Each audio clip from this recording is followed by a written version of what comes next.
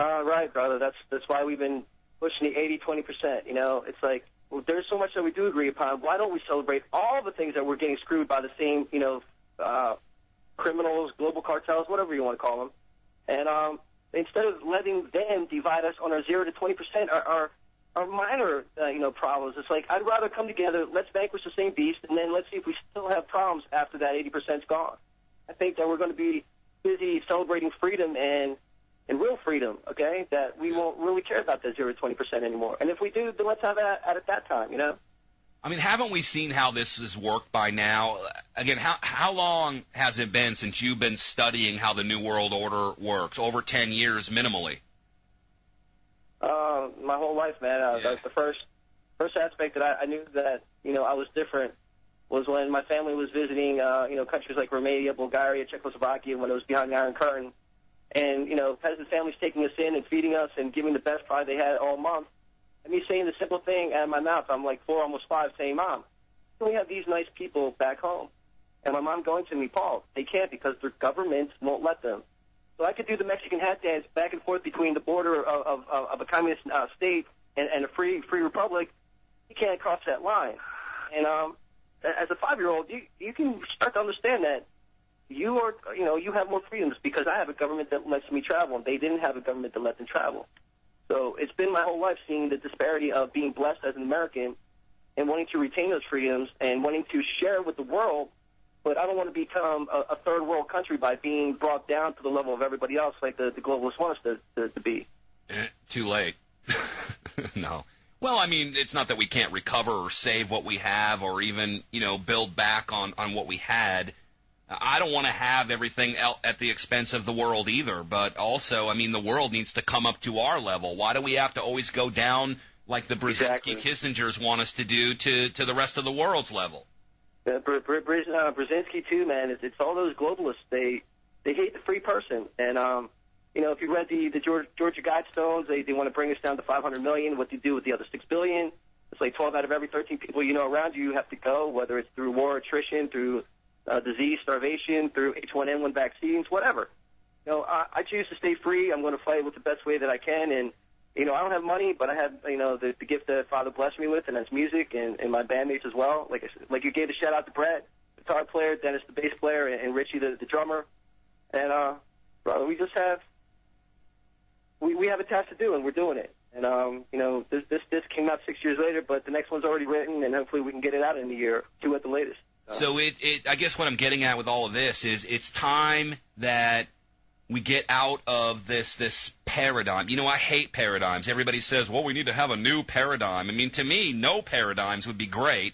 I preach that if I preach anything, brother. But, we need to get out of this hellhole of everybody has to think the same way, and we all sit around in the Patriot meeting and discuss, the same information over and over and over again and try to, have a contest to see who knows more and who's smarter. Meanwhile, the New World Order is going at light speed and taking giant chunks out of our freedom.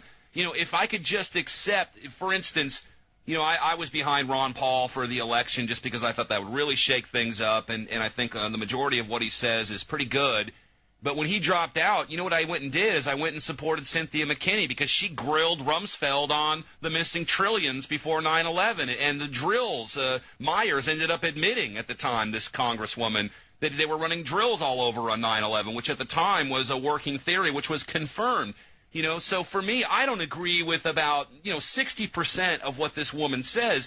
But let me help another truth seeker get out there, and we'll settle some of this other stuff in the end. We could expand our movement, which I think has been growing, if we could just not hold each other to this kind of patriotic dogma.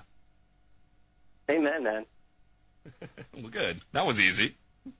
Somebody call Webster Tarpley and David Icke. You ask them one question and they talk the entire show. Paul, you are much more humble than that. Give me the lowdown on Peace or War, Songs for the Revolution. Your band again, Pokerface, pokerface.com.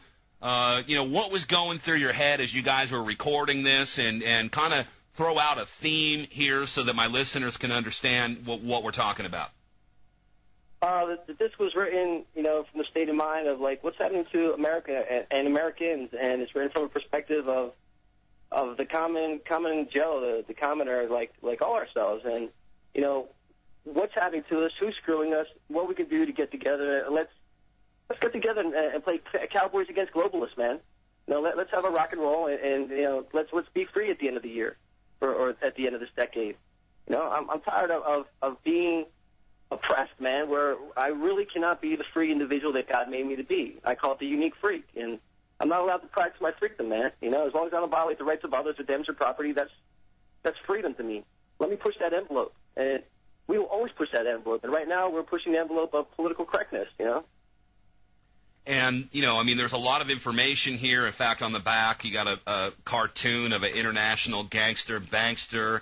You tell people on the CD album cover, research, and you just write Rothschild, Rockefeller, Harriman, Bronfman, Warburg, Schiff, which is a heavy job for a lot of people. It might open their eyes, too. But if you listen to the record, it's not all... I mean, it's heavy with the music, but with the lyrics and kind of the theme of it, there's some really beautiful moments in it, Paul, which I think really reflects upon all you guys about just, for instance, I Want to Get High, which, you know, not as much as it sounds like, but just getting out into the open and being out in the wilderness and growing your own food and being left alone and having a good time with your life and living and loving and understanding what's really going on around you. I see that as kind of a working theme throughout the entire CD. Well, yeah, there's uplifting songs as well, like Heidi High, where it's talking about love between brothers and sisters, and Gasoline as a solution to, you know, part of America's problem of dependency on foreign oil. Let the farmer grow the hemp. Let him grow the gasoline. You know, let him grow the food. Let him grow the paper that doesn't, turn into produce dioxin as a byproduct. You know, let the farmer be the economic vehicle that he used to be in our economy. Where today they pay farmers not to grow, not to have, you know, pigs and cattle and sheep. Like, you got to get government out of the way. They're the problem. Okay, let people be the solution. Let them provide real solutions. I mean, we got dozens of solutions, you know. Everything from, like, how to feed people.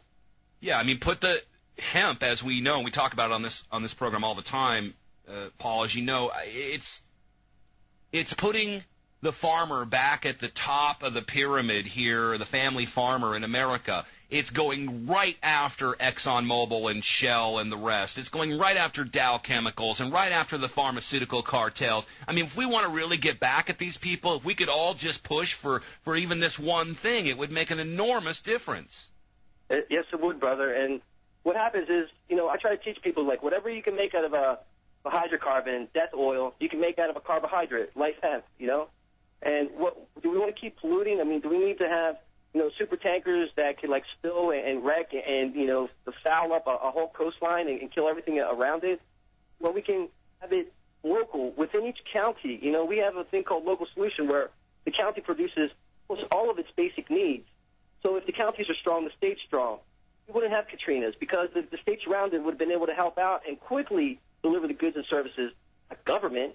But we the people, we the individuals of each county. State's too big, townships too small. As long as you use the county farmer to produce the needs and basic needs of the human population around it, we will thrive and survive. Which is exactly why they're trying to stop it from happening. Oh, they've just given us the right to have medical marijuana, but that's another war, too. I mean, it's the industrial hemp that will save this country right now. Oh, and by the way, the environmentalists, they're not down with it. Stay with us, folks. Paul Topete, and it is Pokerface.